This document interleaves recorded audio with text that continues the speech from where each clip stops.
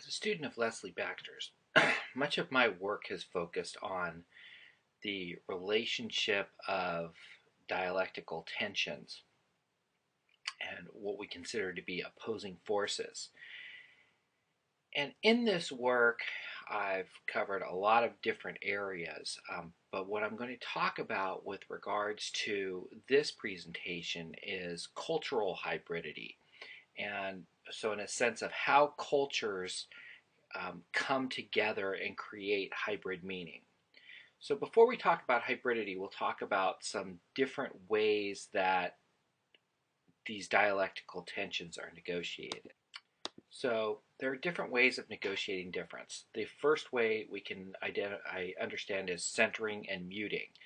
So in a sense, when there is difference, one side of the difference, one aspect of the difference is centered and the other is muted. Much of this research that I've done is based on the experience of Native Americans, and we can think of, with regards to the centering and muting, when Western Europeans, either from Spain or other parts of Europe, Western Europe, such as England, came into the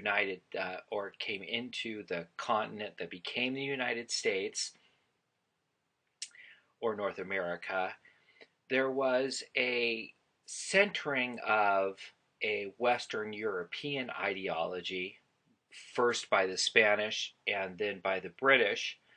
So centering of that ideology and that culture, and a muting of the Native American culture, so that, as we've stated before in my presentation on languages and tribal sovereignty, that involve as much, as far as killing people, to destroy the culture, or forced assimilation by moving the youth into schools where they could be taught Western European culture.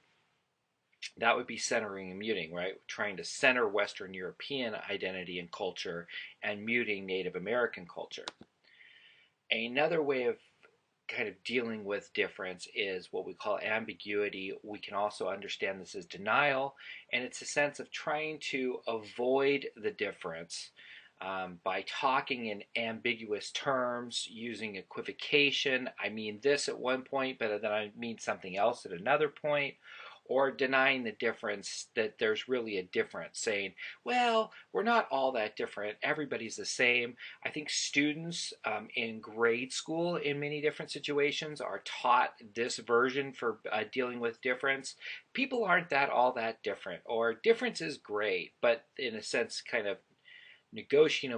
trying to negotiate away any of the complications of difference by using these kinds of ambiguous terminology. We also have what we call inversion, which is to invert the difference at certain times. So one time, maybe this difference is up on top and this difference is below, and then you spin them around at certain times. And we see this often with regards to cultures coming together in ways that, maybe. So for instance, as I was growing up, I had a friend, family who was Jewish, and they would celebrate the Jewish high holidays, and they would celebrate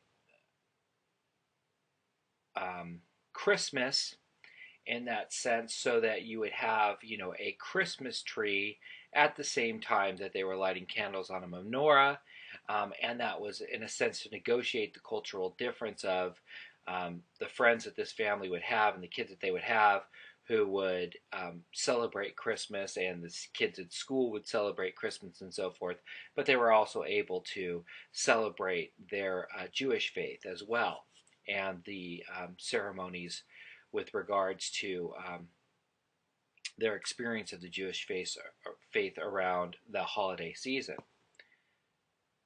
And then we have what we call hybridity. And hybridity is when each of these other three really maintains the difference. So centering and muting is choosing one over the other. Ambiguity is saying, well, there really isn't a difference, which clearly indicates that there is some difference in a sense. Inversion this one will be centered in some points. This other one will be centered at other points. Hybridity is when you actually do see a combining of the two. And we'll talk more about hybridity in the next presentation.